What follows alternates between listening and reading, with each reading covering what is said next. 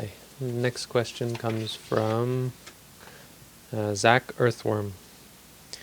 In one video you mentioned that there is a popular notion, that is a myth, that is that people who are bad get along well, while people who are good don't succeed.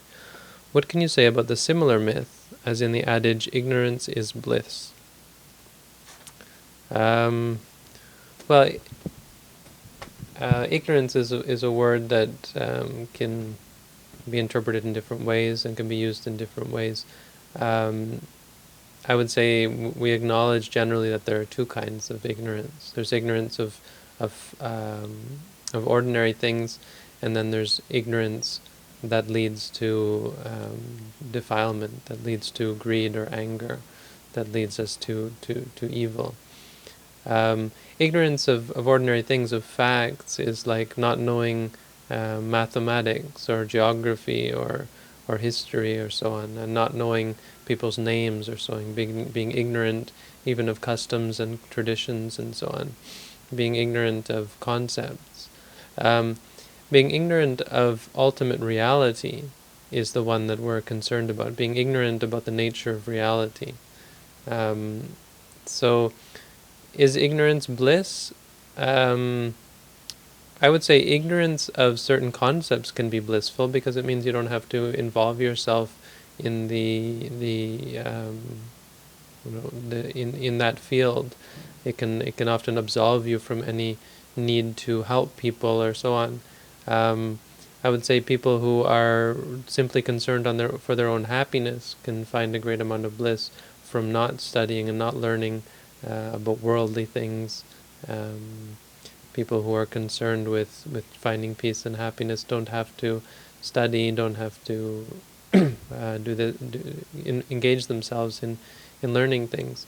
But if you want to be happy, even just for yourself, or even if you want to help others, you have to give up the ignorance in regards to reality. What we're trying to do in Buddhism is do away with the ignorance which obviously gets in the way of bliss, gets in the way of happiness, gets in the way of peace, and that's ignorance of the way things work, of reality.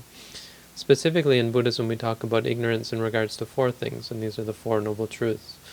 Ignorance in regards to suffering. That means we see certain objects as being desirable, as being satisfying, that there are certain things in this world that are going to, when we attain them or obtain them, are going to satisfy us, are going to make us truly happy. And that's simply not the case, so it's a case of ignorance. The second one is ignorance of the cause of suffering. Ignorance that the arising of our states of upset, our states of suffering, of pain, of discomfort, and so on, have a cause, and what that cause is. So often we'll think the cause is the object itself, and we'll try to run away from it. We'll think that the cause is someone else, or the cause is the experience.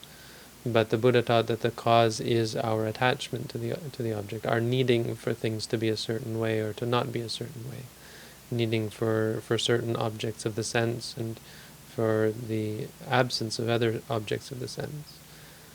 And so ignorance, not knowing this, is something that obviously leads us to give rise to these states. When we know that clinging and needing leads to suffering, then we stop needing, we stop desiring, and so we stop suffering.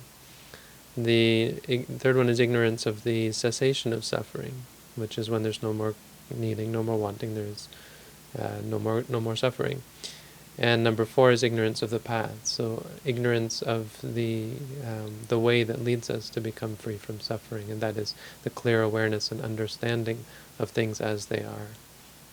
So this is the only real wisdom that we need, and this is the understanding of things as they are, the understanding of reality. You don't have to understand everything. You don't have to know everything to be blissful, to be happy. And often ignorance of many things, as I said, can be blissful.